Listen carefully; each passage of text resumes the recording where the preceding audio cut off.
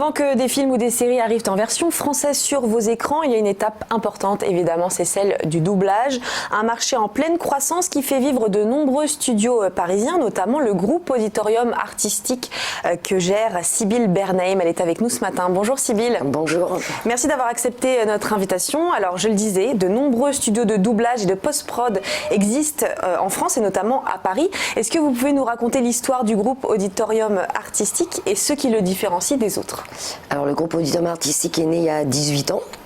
Il a pour filiale 3 structures, donc on a divisé ça en des domaines bien définis, donc le doublage, donc pour Audiard Dub, la post-prod son pour l'animation Audiard Sound, et tout ce qui est laboratoire, c'est prêt à diffuser pour que ça aille sur vos antennes avec les coupures pub, pour pouvoir diffuser les films avec les coupures pub, etc. Voilà.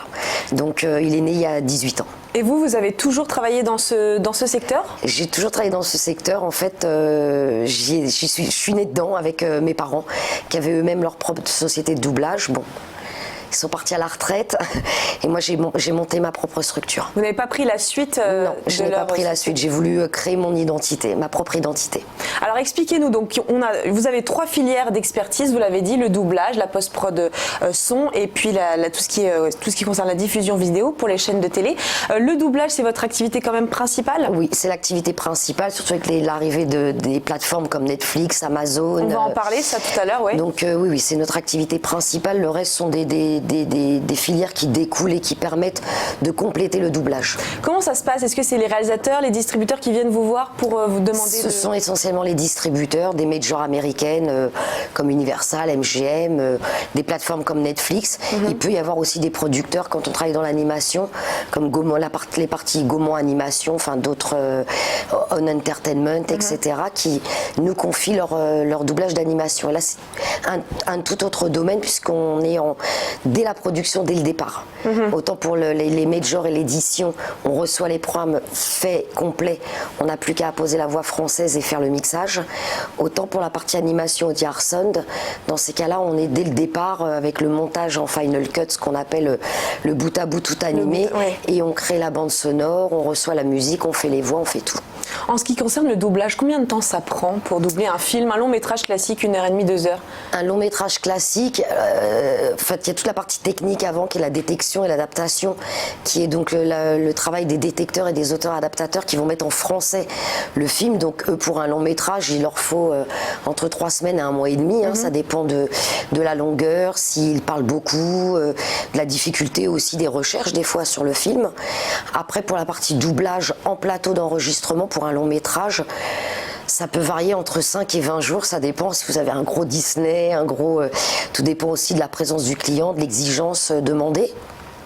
Sinon, pour un téléfilm de 90 minutes, comme on voit sur nos télés, en général, on met 3 jours en plateau d'enregistrement, puis il faut prévoir 2 à 3 jours de mixage derrière. Pour qu'on se fasse un peu une idée des fictions, des séries que vous avez doublées, est-ce que vous pouvez nous donner des exemples? Alors, des exemples, c'est un peu difficile parce que je ne voudrais pas privilégier tel ou tel client ou telle série. Donc, on fait pas mal de séries qui passent sur TF1, sur France Télévisions, sur Canal+, sur Netflix. Ça va être très difficile de les nommer. Voilà. Alors justement, on parle de Netflix. Netflix, j'imagine que ces plateformes comme Amazon Prime, Netflix, ça a permis de booster votre croissance. Ah, complètement. Ça fait depuis combien de temps que vous avez le label Netflix? Ça fait 1 an. Nous, ça fait 1 an. Donc, il y a d'autres sociétés concurrentes à moi, ça fait bien plus longtemps. Bien que je sois propriétaire d'un groupe, on reste quand même une petite structure. Moi, je suis une PME. Donc, il y a d'autres gros studios qu'on a Netflix depuis longtemps. Mais oui, ça a complètement révolutionné le monde audiovisuel, aussi bien dans la manière de travailler que le volume qui a vraiment énormément augmenté.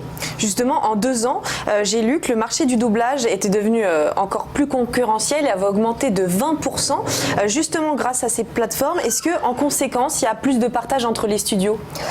Du partage, non. Chaque studio va travailler à une commande directe avec le client.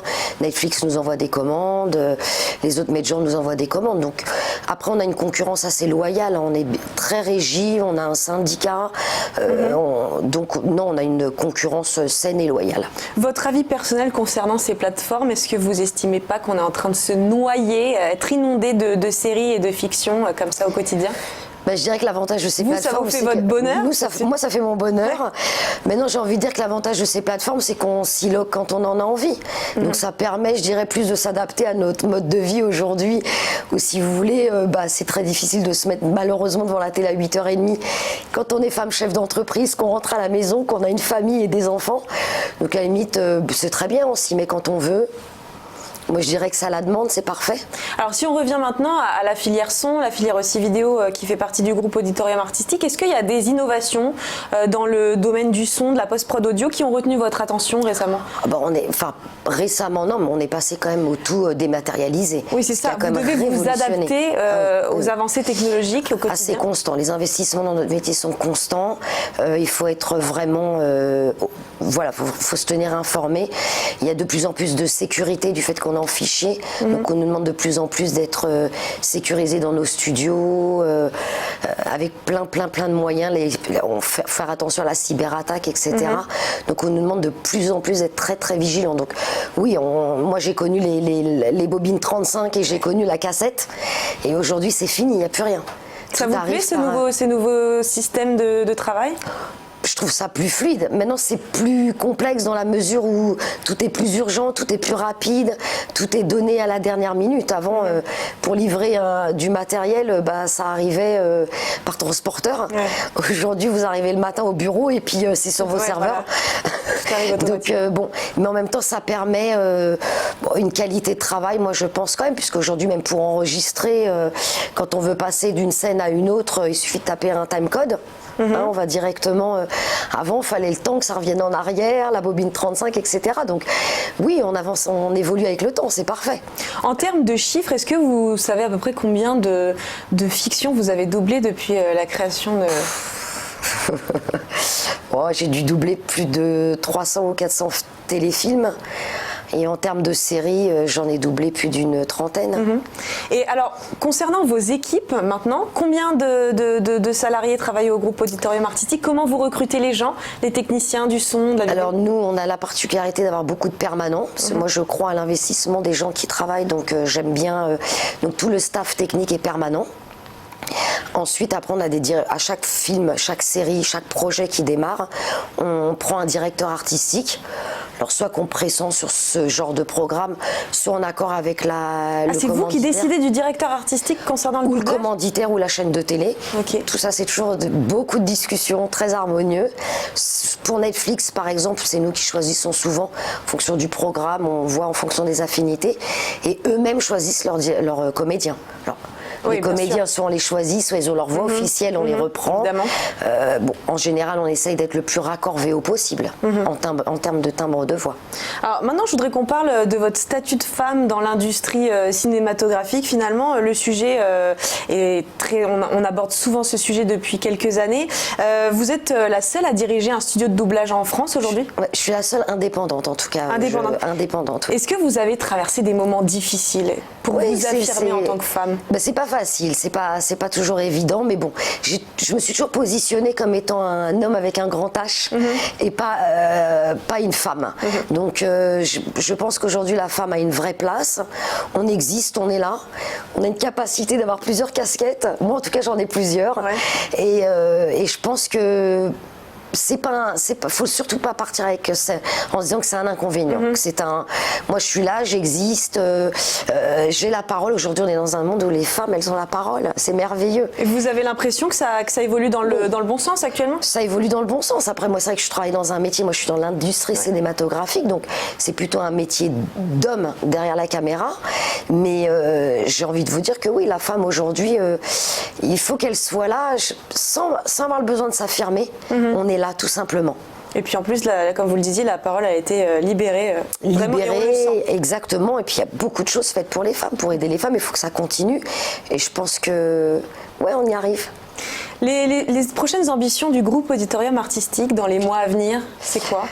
Se développer encore plus à l'international, parce que c'est quand même un métier où tous nos commanditaires sont beaucoup outre-Atlantique, et de pouvoir encore grossir, mais je veux garder ma petite image, c'est-à-dire nous on est une petite entreprise à dimension humaine. Moi on rentre dans mon bureau comme on veut, on vient boire un café avec moi et ça, faut surtout pas que ça change. Donc je veux garder ce côté artisanal, bien qu'on ne le soit pas, parce qu'on ne peut plus être artisanal avec le numérique et la manière dont ça évolue aujourd'hui, mais en tout cas garder ce côté très proche de nos clients, des gens avec qui on travaille. Ouais, c'est vrai que c'est un atout. Vos studios sont en plein cœur de Paris d'ailleurs, à côté de République, c'est ça ? À côté de la République, tout à fait. Donc ça, c'était un vœu et un souhait très cher de ne pas avoir un studio aux périphéries, mais dans Paris. Beaucoup d'ailleurs sont en périphérie, les majeures... Les grosses structures sont en périphérie. Moi, j'ai vraiment insisté pour être dans Paris. Eh bien, écoutez, merci beaucoup d'avoir partagé votre expérience avec nous, Sybille Bernheim. Je rappelle que vous êtes la présidente du groupe Auditorium Artistique.